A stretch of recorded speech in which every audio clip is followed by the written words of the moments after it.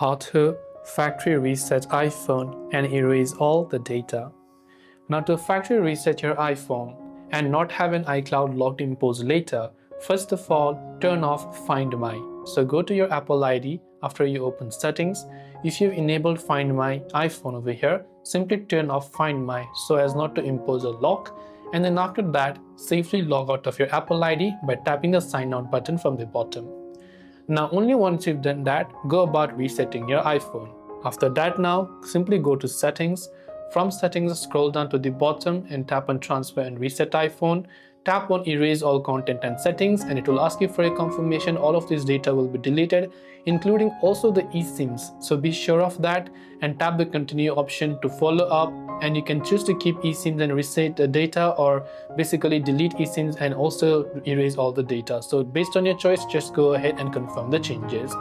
That's it for this video. Thanks for watching, and do subscribe for more tips and tutorials such as these.